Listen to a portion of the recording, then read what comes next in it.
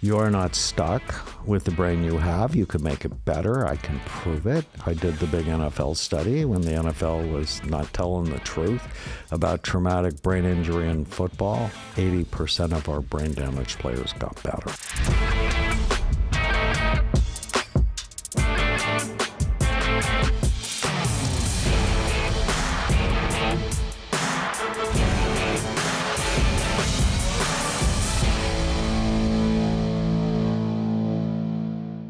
If someone has a problem with substance use disorder, please call One Call Placement.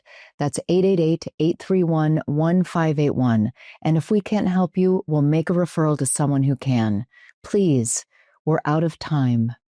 Today on We're Out of Time, I'm joined by world-renowned psychiatrist and brain health pioneer, Dr. Daniel Amen, the man helping millions change their brains and change their lives. You've helped millions rethink what it means to be mentally healthy, not just emotionally, but physically and neurologically. What first led you to see the brain as the gateway to healing? So when I was 18, I was an infantry medic. So being older than you, when I turned 18, there was a draft and Vietnam was going on, and I became an infantry medic, and that's where I fell in love with medicine. But about a year into it, I realized I didn't like being shot at. So I got myself retrained as an X-ray technician. And that was very important. Our professors used to say, how do you know unless you look? And that really stuck with me. And then 1975, I got out of the Army, finished college, went to medical school. And when I'm a second-year medical student, someone I love tries to kill herself. And I took her to see a wonderful psychiatrist. And I came to realize if he helped her, which he did, it wouldn't just help her, that it would help her children, it would help her grandchildren, as they would be shaped by someone who was happier and more stable. So in 1979, I fell in love with psychiatry because I realized it can change generations of people. Your work in addiction changes generations of people. But I fell in love with the only medical specialty that never looks at the organ it treats. Think about that. That's right. Right? Every other medical specialist look at the organ. Psychiatrists guess. And I knew it was wrong, and I knew it would change. And I started agitated in medical school and then in my psychiatric residency. I'm like, well, why aren't we looking at the brain? Of course we should look at the brain. So when I had the opportunity in 1991 to do a study called brain SPECT imaging, which is the imaging study we do at Amen Clinics, it literally changed absolutely everything in my life. From the time I go to bed to what I eat to how I interact with other people. And what I realized, most psychiatric issues are not mental health issues. They're brain health issues. Get the physical functioning of your brain healthy, and your mind is better, because the brain, the physical functioning of your brain, creates your mind. And if your brain is inflamed, your mind's much more anxious. It's much more negative. Now, where I went to medical school at Oral Roberts University, they always talked about 4 circles: biological, psychological, social, and spiritual. And I believe in all 4 circles all the time. But when people come to one of your treatment centers, no one's looking at their brain, which is basically insane. Right. And last year, there were 340 million prescriptions written for antidepressants without any biological data. And I don't think depression should be a diagnosis. I think of depression like chest pain. Nobody gets a diagnosis of chest pain. Why?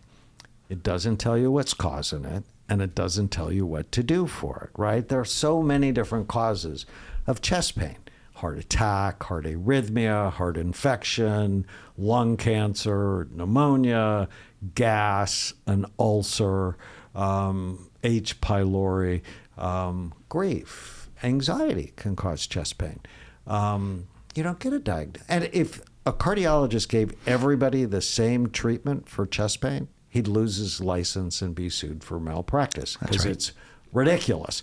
But yet, you go to the doctor and you go, I'm tired, I'm sad, I wake up in the middle of the night. You end up on an SSRI, and you have no idea if that's a good thing or a bad thing. What if they do 8 to 20 hours of psych testing? So psych testing helps, but it doesn't tell you one thing about what's going on in your brain. It doesn't tell you if your brain is healthy, if it's underactive, if it's overactive. It doesn't tell you if the brain has been traumatized from a concussion. It doesn't tell you if the brain is toxic because you're living in a mold-filled environment. The idea that you're depressed, take Lexapro is ludicrous, but yet it's happening millions of times. I mean, literally every day. What's the difference between what you're doing and a QEEG? So we actually do both here at Amen Clinics. Quantitative EEG looks at the electrical activity in the brain. SPECT looks at blood flow and mitochondrial function or energy metabolism. I love the fact that you said you do both of them, okay? Because you and I have taken a lot of heat sometimes because we're innovators, okay? And we've done something that is effective and built to last and helps a lot of people. You've launched a true revolution in brain health.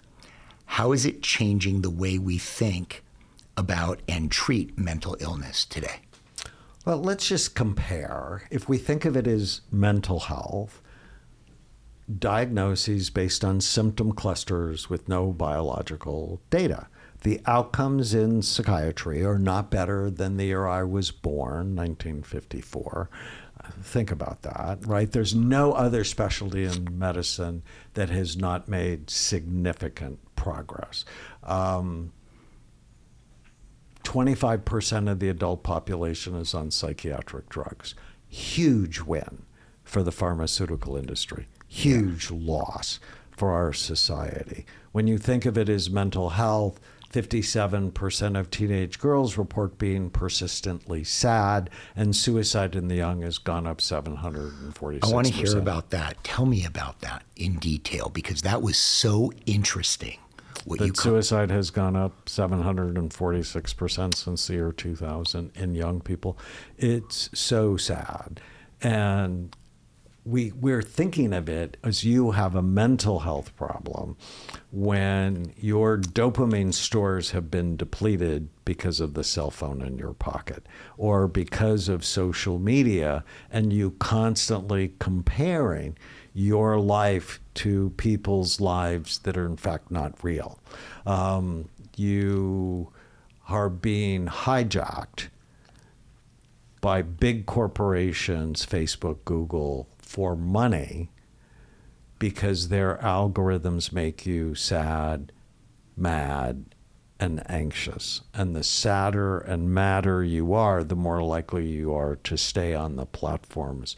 And the platforms are not about your health. They're about marketing and making money. So what happened from 2000 to 2025 is we had the cell phone revolution and social media where children aren't spending 30 minutes on their phone. They're spending 7 hours or 10 hours on their phone.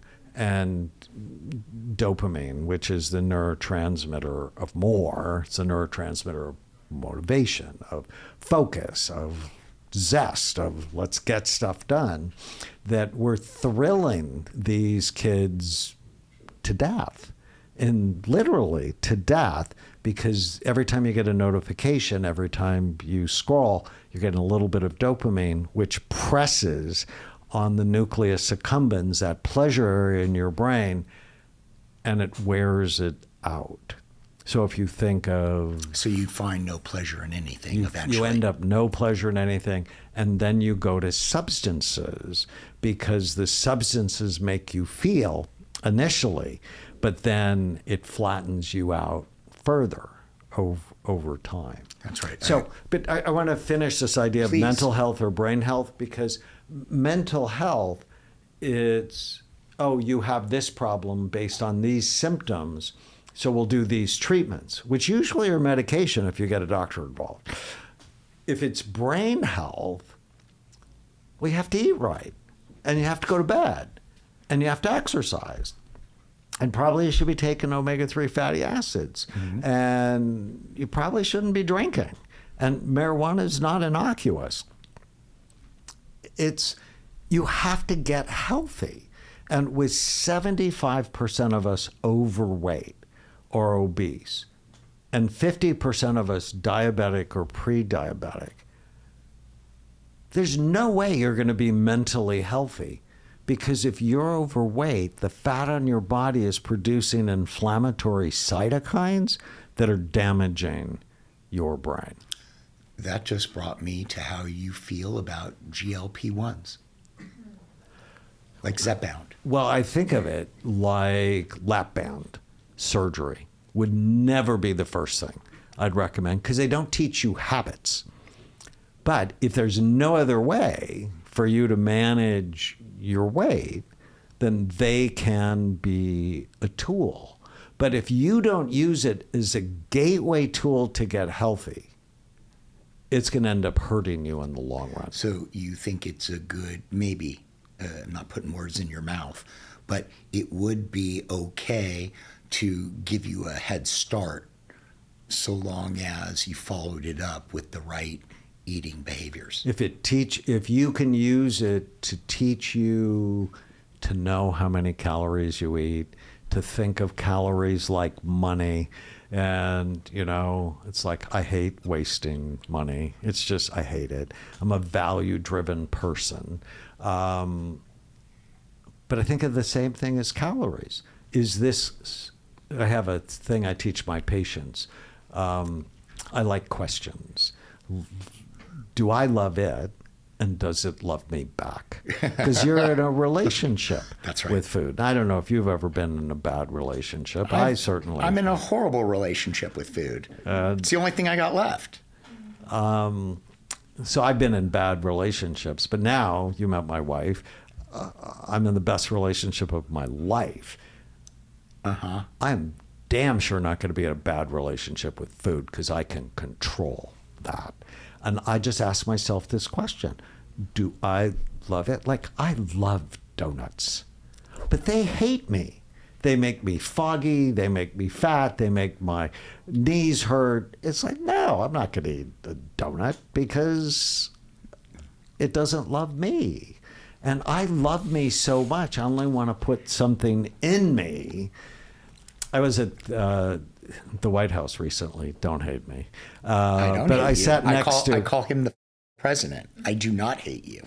I was sitting next to Lisa Trout, and Lisa and her husband Kenny own Justify. Justify is the Triple Crown winning thoroughbred. And as I was sitting next to her, I'm like, would you ever feed Justify junk food? And she goes, no. I said, would you ever get them drunk? She goes, no. I said, would you ever get him stoned? No. I thought, why? He would never perform to his potential. But aren't we worth so much more? Yes. But we don't even think about what we put in our bodies. And your brain uses 20 to 30% of the calories you consume. And I think treatment centers should really be focused on feeding people. Absolutely.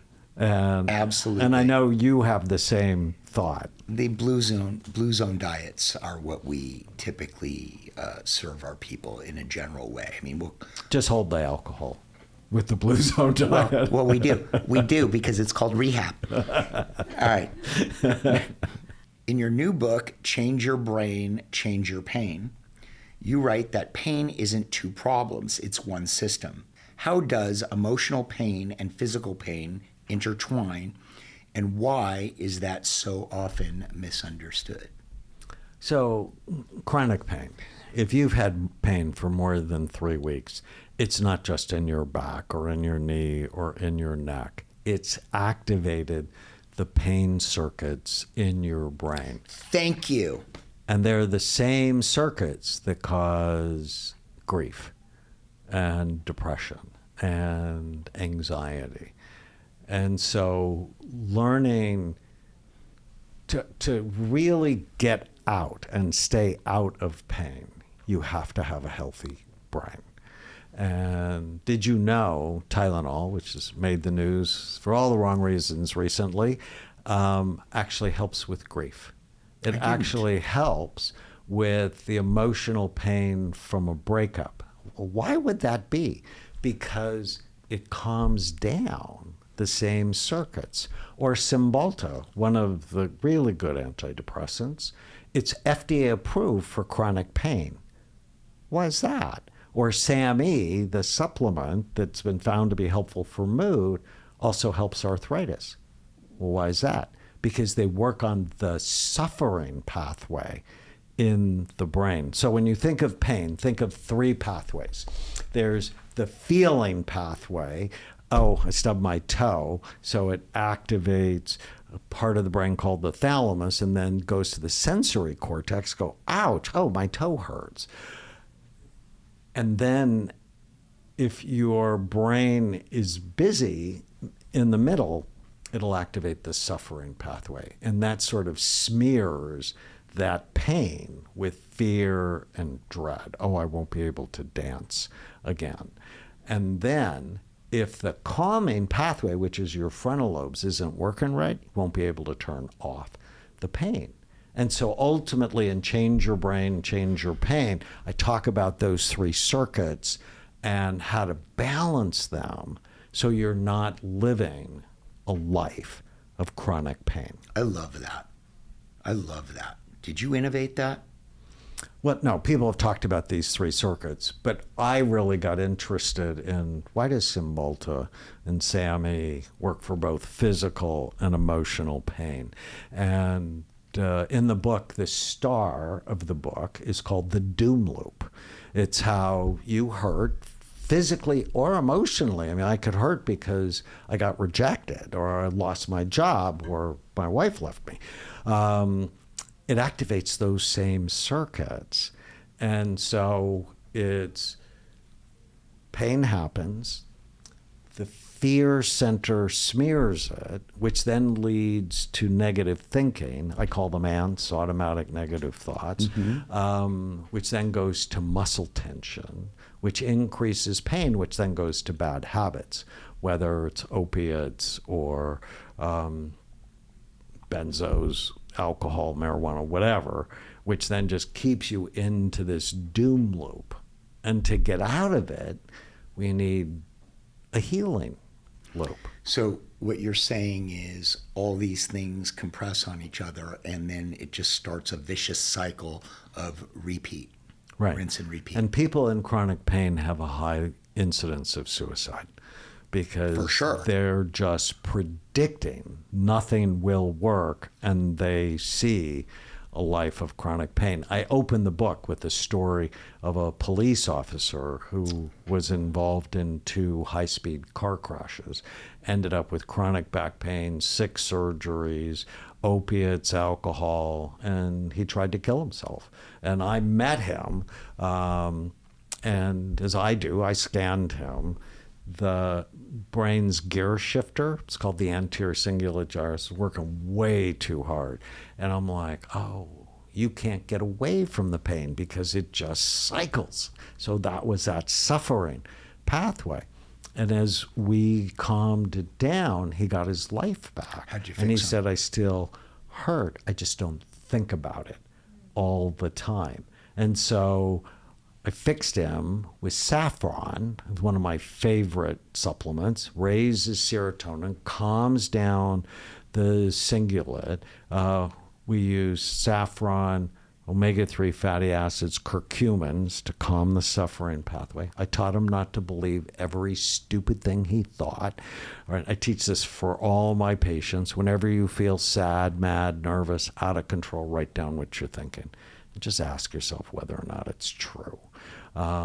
We used hypnosis to calm down the tension, and I taught him how to love and care for his brain by what he ate and reconnected with his wife. I love that. I love that. You hit every note on that, every single one. You began your psychiatric career at Walter Reed and Tripler Army Medical Center. What did those early experiences with soldiers teach you about trauma and invisible wounds? So I was an infantry medic when I was young, and then I got out of the Army, went to medical school, and then I went back in. And I loved my time at Walter Reed. And one of the big lessons, my first professional paper was called Post-Vietnam Stress Disorder, a metaphor for current and past life events. And what I came to believe, and actually believe more strongly now, it's the brain you bring into war that often determines the brain that comes out of war. Oh, explain that. It's based on a concept I developed called brain reserve. So take two soldiers, put them in the same tank in Iraq, expose them to the same blast, same forces, same angles, everything's the same. One of them walks away unharmed, the other one's permanently disabled. Why? It's the brain they brought into that accident. So did they have a mom who was really stressed when she was pregnant with that child? That decreases brain reserve. Did they feed the child in a healthy way? That increases brain reserve. Did they play tackle football? That decreases brain reserve. Did they have concussions? Did they... there's so many things that both increase and decrease reserve. And I think it's so important to look at their brain. I published a huge study on PTSD and traumatic brain injury. And imaging can separate, is this post-traumatic stress disorder, or is this traumatic brain injury, or is it both? And why is that important? Well, emotional trauma tends to activate the circuits in your brain. Physical trauma tends to deactivate them. So if you don't know, you may do the exact wrong thing for them. So say you think it's emotional trauma, but really they have low activity. Give them an SSRI and you can disinhibit them and make them worse, because SSRIs decrease brain activity, but if you start with decreased activity and you decrease it further, now they can become homicidal or suicidal. How do you feel about TMS? I'm a huge fan of TMS if it's scan-guided TMS, right? To stimulate everybody's left frontal lobe who's depressed assumes everybody who's depressed has low left prefrontal cortex activity. That's a wrong assumption. So how do you figure it out first with the QEEG? You image them. Can you do it with the QEEG? Use quantitative EEG, or you can use SPECT, or you can use PET, or I have a friend at UCLA who uses fMRI. But we need some biological data to target treatment. This flying blind stuff should go away. No, it needs to be objective and not subjective. And that's what you're... Now, I'm also, for PTSD, I'm a huge fan of EMDR. And I know how to do it. I practice it. And I find it incredibly helpful for the right brain. That's right. You've treated addiction for decades. From your perspective, what's actually happening in the brain when someone breaks free, when that craving no longer controls them? Well, their brain is getting healthy. That's what happens when the craving... I just had on the podcast was Julius Randle, who really struggled with marijuana addiction. And he doesn't struggle at all. He doesn't even think about it anymore. I think in large part because his brain is much healthier and he doesn't believe every stupid thing he thinks. He's also very goal-directed. I have all of my patients do an exercise called the one-page miracle on one piece of paper. What do you want? Relationships, work, money, physical, emotional, spiritual health. And as a high-level athlete, he's goal-driven, so he knows what he wants, and marijuana just doesn't fit any of them. Right. Plus, he wants to have a better brain because that's what makes him a great basketball player. It's his brain. He wants to be a good dad. What is that? It's my brain. And so I think it's getting your brain healthy. And the addiction treatment field, there's actually very little discussion about healthy brain, about let's look at it and get your brain healthy so you don't have to be controlled. That's right. Most treatment centers don't talk about the brain at all. All right. In my new book, Experiencing Transcendence, I talk about what happens after recovery, that moment when someone truly moves beyond the identity of addiction or trauma.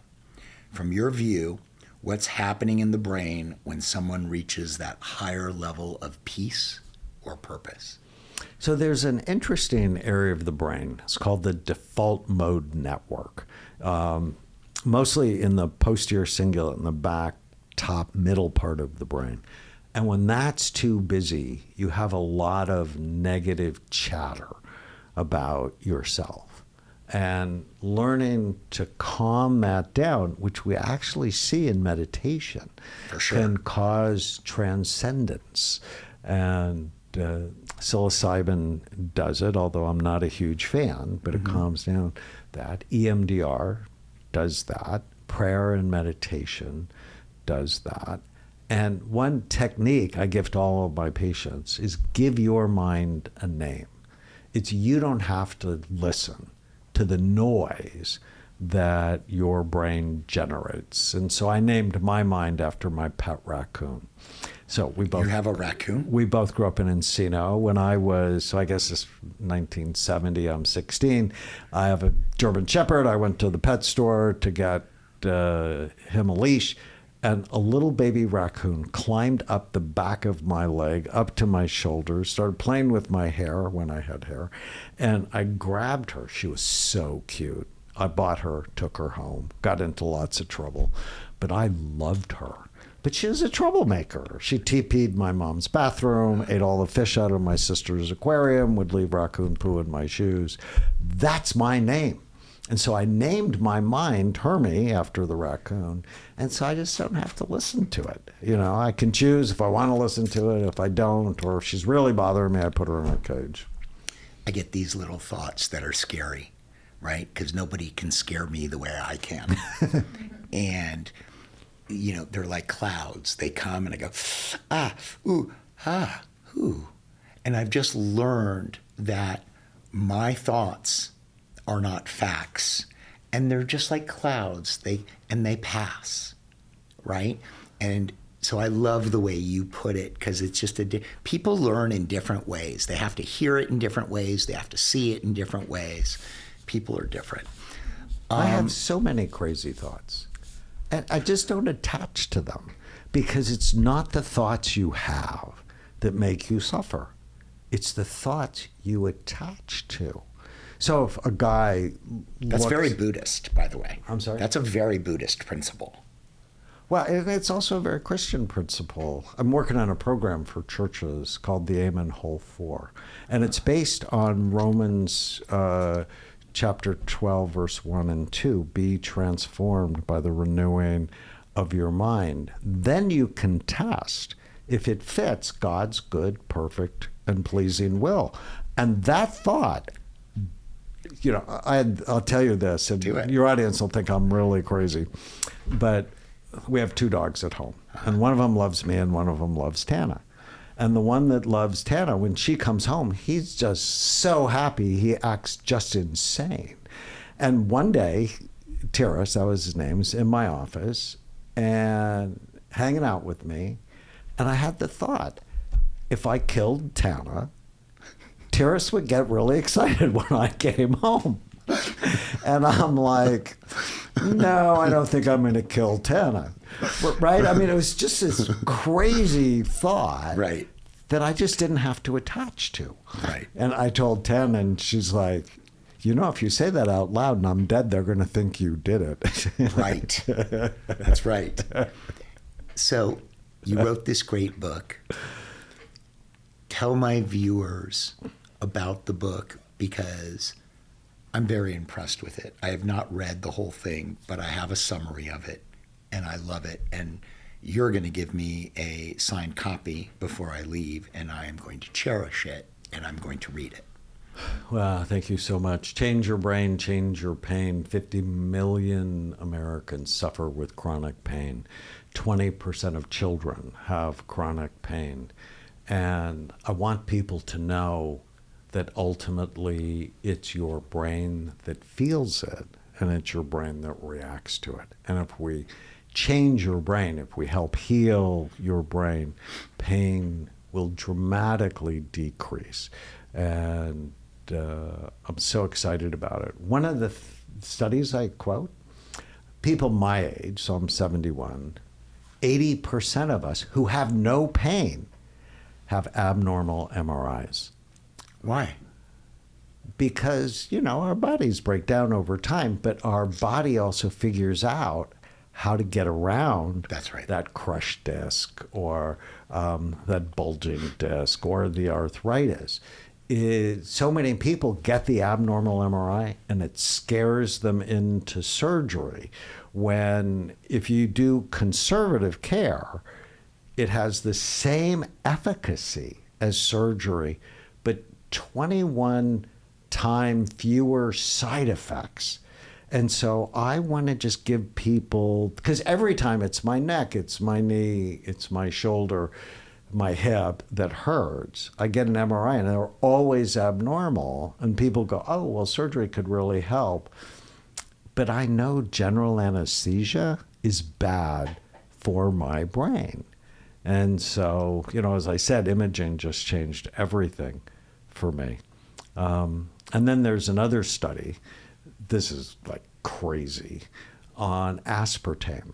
So, you know, the sweetener in Right. Diet Cokes, Right. Of all the people who've been to your treatment centers, you know, a lot of them were addicted to Diet Coke. For sure. Aspartame. So they gave mice aspartame, made them anxious, like really anxious. And then they gave them Valium, and it calmed them down. No, that's not the answer to aspartame. But the scary thing,